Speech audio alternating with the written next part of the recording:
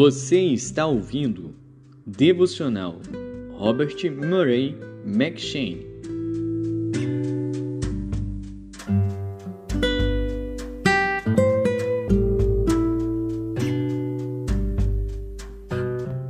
Êxodo.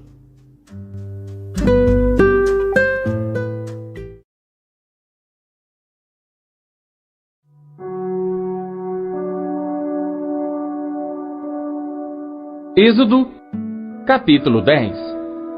Depois disse o Senhor a Moisés: Vai a Faraó, porque tenho endurecido o seu coração e o coração de seus servos, para fazer estes meus sinais no meio deles, e para que contes aos ouvidos de teus filhos e dos filhos de teus filhos as coisas que fiz no Egito e os meus sinais que tenho feito entre eles, para que saibais que eu sou o Senhor. Assim foram Moisés e Arão a Faraó e disseram-lhe: Assim diz o Senhor Deus dos Hebreus: Até quando recusarás humilhar-te diante de mim? Deixa ir o meu povo para que me sirva. Porque se ainda recusares deixar ir o meu povo, eis que trarei amanhã gafanhotos aos teus termos, e cobrirão a face da terra, de modo que não se poderá ver a terra. E eles comerão o restante que escapou, o que vos ficou da saraiva. Também comerão toda a árvore que vos cresce no campo, e encherão as tuas casas, e as casas de todos os teus servos, e as casas de todos os egípcios, quais nunca viram teus pais, nem os pais de teus pais, desde o dia em que se acharam na terra até o dia de hoje. E virou-se e saiu da presença de Faraó. E os servos de Faraó disseram-lhe: Até quando este homem nos há de ser por laço? Deixa ir os homens para que sirvam ao Senhor seu Deus. Ainda não sabes que o Egito está destruído? Então Moisés e Arão foram levados outra vez a Faraó, e ele disse-lhes: Ide, servi ao Senhor vosso Deus. Quais são os que hão de ir? E Moisés disse: Havemos de ir com os nossos jovens e com os nossos velhos, com os nossos filhos e com as nossas filhas, com as nossas ovelhas e com os nossos bois havemos de ir, porque temos de celebrar uma festa ao Senhor. Então ele lhes disse: Seja o Senhor assim convosco, como eu vos deixarei ir, a vós e a vossos filhos. Olhai que há mal diante da vossa face. Não será assim. Agora ide vós, homens, e servi ao Senhor, pois isso é o que pedistes. E os expulsaram da presença de Faraó. Então disse o Senhor a Moisés: Estende a tua mão sobre a terra do Egito, para que os gafanhotos venham sobre a terra do Egito e comam toda a erva da terra, tudo o que deixou a saraiva. Então estendeu Moisés sua vara sobre a terra do Egito, e o Senhor trouxe sobre a terra um vento oriental todo aquele dia e toda aquela noite. E aconteceu que pela manhã o vento oriental trouxe os gafanhotos. E vieram os gafanhotos sobre toda a terra do Egito, e assentaram-se sobre todos os termos do Egito. Tão numerosos foram que, antes destes, nunca houve tantos, nem depois deles haverá. Porque cobriram a face de toda a terra, de modo que a terra se escureceu, e comeram toda a erva da terra e todo o fruto das árvores que deixara a saraiva. E não ficou verde algum nas árvores, nem na erva do campo, em toda a terra do Egito. Então Faraó se apressou a chamar a Moisés e a Arão, e disse: Pequei contra o Senhor vosso Deus e contra vós. Agora, pois, peço-vos que perdoeis o meu pecado somente desta vez, e que oreis ao Senhor vosso Deus, que tire de mim somente esta morte. E saiu da presença de Faraó e orou ao Senhor. Então o Senhor trouxe um vento ocidental fortíssimo, o qual levantou os gafanhotos e os lançou no Mar Vermelho. Não ficou um só gafanhoto em todos os termos do Egito. O Senhor, porém, endureceu o coração de Faraó, e este não deixou ir os filhos de Israel. Então disse o Senhor a Moisés: Estende a tua mão para o céu, e virão trevas sobre a terra do Egito, trevas que se apalpem. E Moisés estendeu a sua mão para o céu, e houve trevas espessas em toda a terra do Egito por 3 dias. Não viu um ao outro, e ninguém se levantou do seu lugar por 3 dias.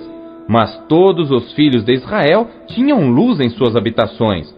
Então Faraó chamou a Moisés e disse: Ide, servi ao Senhor. Somente fiquem vossas ovelhas e vossas vacas. Vão também convosco as vossas crianças. Moisés, porém, disse: Tu também darás em nossas mãos sacrifícios e holocaustos que ofereçamos ao Senhor nosso Deus. E também o nosso gado há de ir conosco, nem uma unha ficará, porque daquele havemos de tomar para servir ao Senhor nosso Deus, porque não sabemos com que havemos de servir ao Senhor até que cheguemos lá. O Senhor, porém, endureceu o coração de Faraó, e este não os quis deixar ir. E disse-lhe Faraó: Vai-te de mim, guarda-te que não mais vejas o meu rosto, porque no dia em que vires o meu rosto, morrerás. E disse Moisés: Bem disseste, eu nunca mais verei o teu rosto.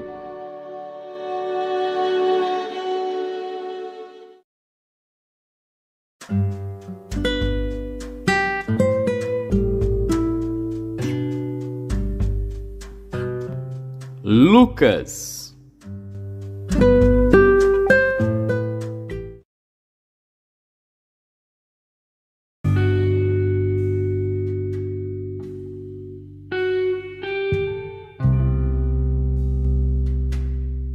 Capítulo 13. E naquele mesmo tempo, estavam presentes ali alguns que lhe falavam dos galileus, cujo sangue Pilatos misturara com seus sacrifícios. E respondendo Jesus, disse-lhes: Cuidais vós que esses galileus foram mais pecadores do que todos os galileus por terem padecido tais coisas? Não vos digo. Antes, se não vos arrependerdes, todos de igual modo perecereis. E aqueles 18 sobre os quais caiu a torre de Siloé e os matou, cuidais que foram mais culpados do que todos quantos homens habitam em Jerusalém? Não vos digo. Antes, se não vos arrependerdes, todos de igual modo perecereis. E dizia esta parábola: Um certo homem tinha uma figueira plantada na sua vinha, e foi procurar nela fruto, não achando. E disse ao vinhateiro: Eis que há 3 anos venho procurar fruto nesta figueira, e não o acho. Corta-a, porque ocupa ainda a terra inutilmente. E respondendo ele, disse-lhe: Senhor, deixa este ano, até que eu a escave e a esterque, e se der fruto, ficará, e se não, depois a mandarás cortar. E ensinava no sábado, numa das sinagogas. E eis que estava ali uma mulher que tinha um espírito de enfermidade, havia já 18 anos, e andava curvada, e não podia de modo algum endireitar-se. E vendo a Jesus, chamou-a a si e disse-lhe: Mulher, estás livre da tua enfermidade. E pôs as mãos sobre ela, e logo se endireitou, e glorificava a Deus. E tomando a palavra o príncipe da sinagoga, indignado porque Jesus curava no sábado, disse à multidão: 6 dias há em que é mister trabalhar. Nestes, pois, vinde para serdes curados, e não no dia de sábado. Respondeu-lhe, porém, o Senhor e disse: Hipócrita, no sábado não desprende da manjedoura cada um de vós o seu boi ou jumento, e não o leva a beber? E não convinha soltar desta prisão no dia de sábado esta filha de Abraão, a qual há 18 anos Satanás tinha presa? E dizendo ele isto, todos os seus adversários ficaram envergonhados, e todo o povo se alegrava por todas as coisas gloriosas que eram feitas por ele, e dizia: A que é semelhante o reino de Deus? E a que o compararei? É semelhante ao grão de mostarda que um homem, tomando-o, lançou na sua horta, e cresceu, e fez-se grande árvore, e em seus ramos se aninharam as aves do céu. E disse outra vez: a que compararei o reino de Deus? É semelhante ao fermento que uma mulher, tomando-o, escondeu em 3 medidas de farinha, até que tudo levedou. E percorria as cidades e as aldeias, ensinando e caminhando para Jerusalém. E disse-lhe um: Senhor, são poucos os que se salvam? E ele lhe respondeu: porfiai por entrar pela porta estreita, porque eu vos digo que muitos procurarão entrar e não poderão. Quando o pai de família se levantar e cerrar a porta, e começardes de fora a bater a porta, dizendo: Senhor, Senhor, abre-nos. E respondendo ele vos disser: não sei de onde vós sois. Então começareis a dizer: temos comido e bebido na tua presença, e tu tens ensinado nas nossas ruas. E ele vos responderá: digo-vos que não sei de onde vós sois. Apartai-vos de mim, vós todos os que praticais a iniquidade. Ali haverá choro e ranger de dentes, quando virdes Abraão, e Isaque e Jacó, e todos os profetas no reino de Deus, e vós lançados fora. E virão do oriente e do ocidente, e do norte e do sul, e assentar-se-ão à mesa no reino de Deus. E eis que derradeiros há que serão os primeiros, e primeiros há que serão os derradeiros. Naquele mesmo dia chegaram os fariseus, dizendo-lhe: sai e retira-te daqui, porque Herodes quer matar-te.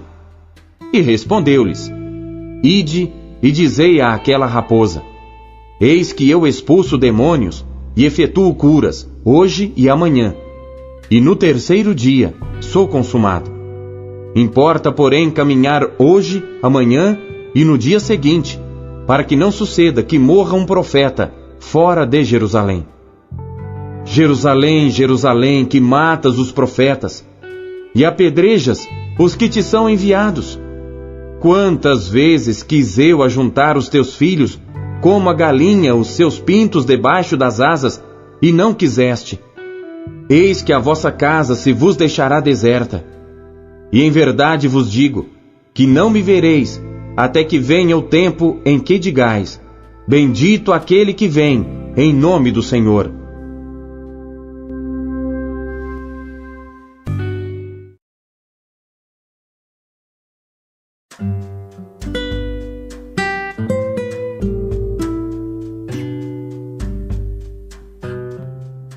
Jó.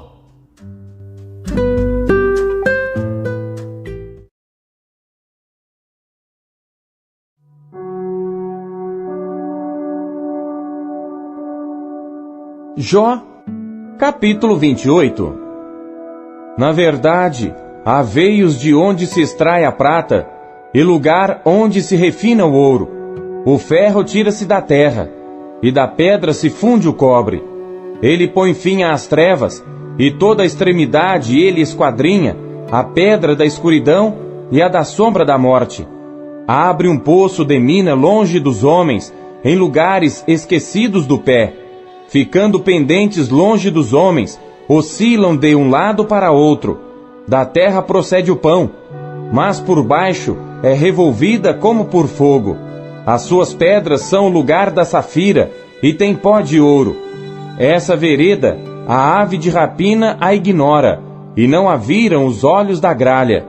Nunca a pisaram filhos de animais altivos, nem o feroz leão passou por ela.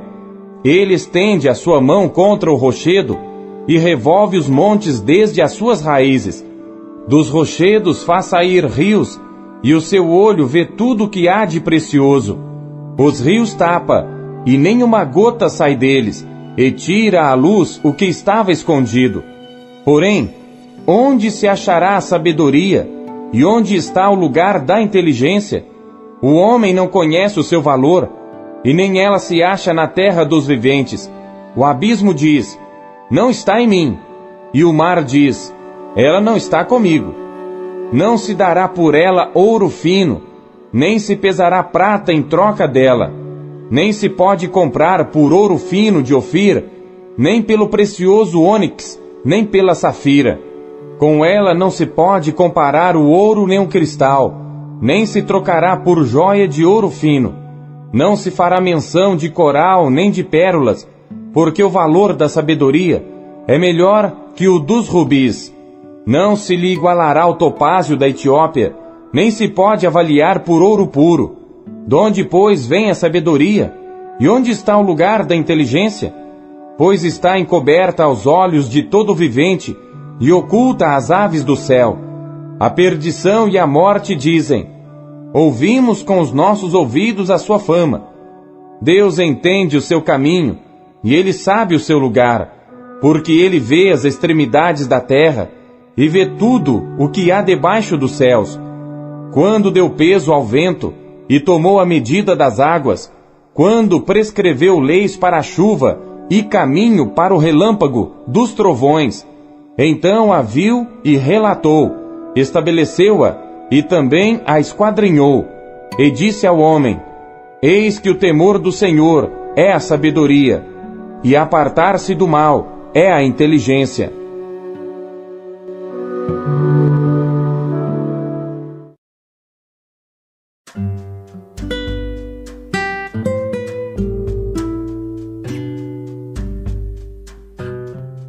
Primeiro Coríntios.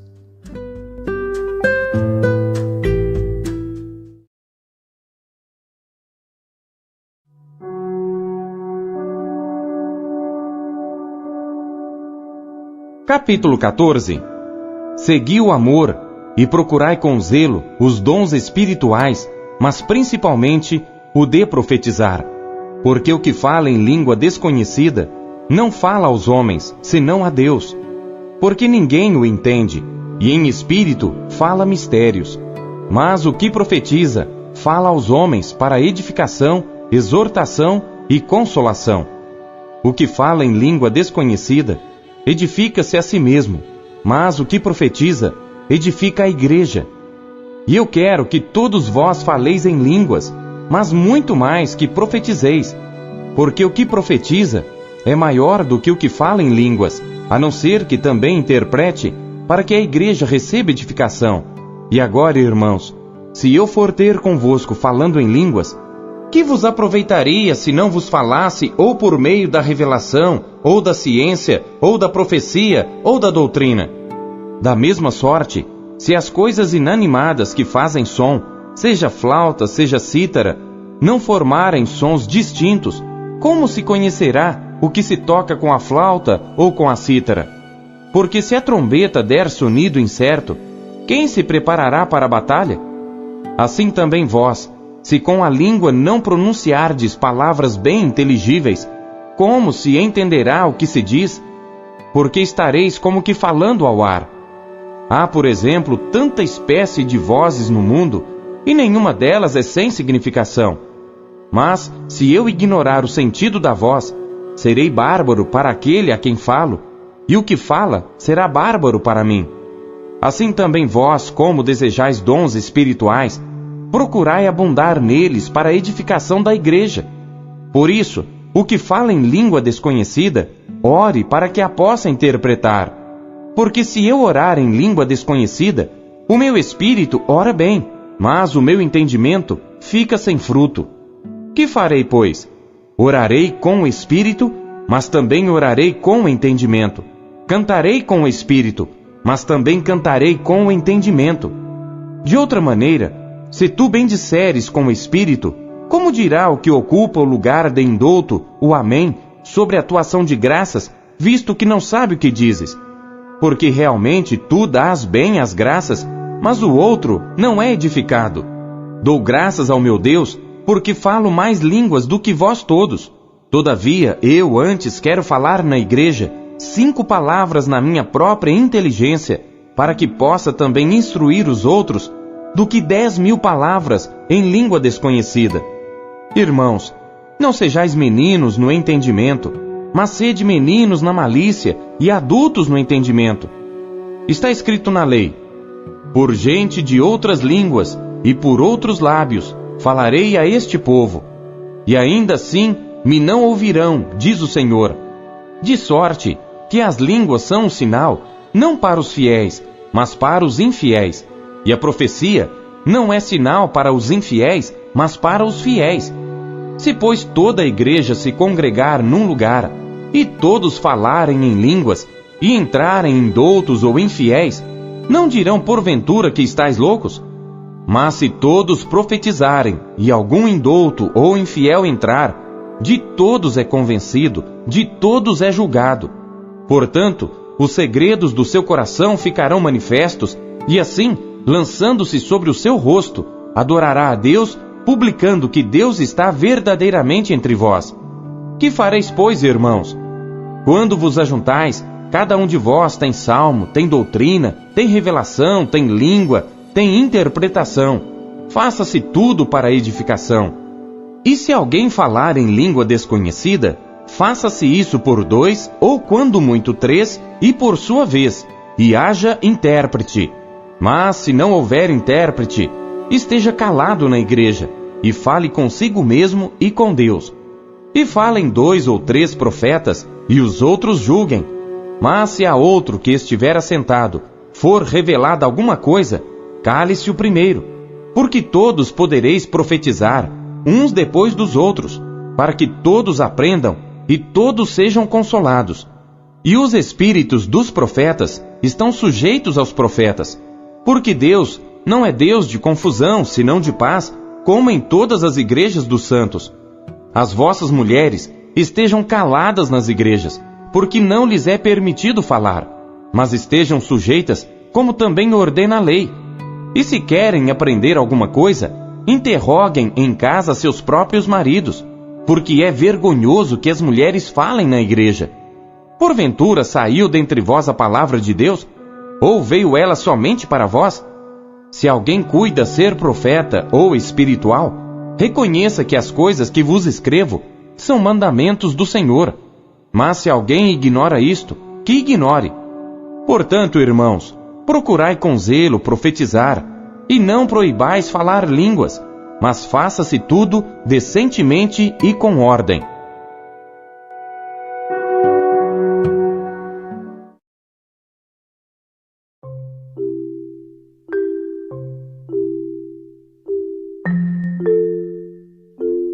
Deus fala por meio de sua palavra. O que ele lhe disse hoje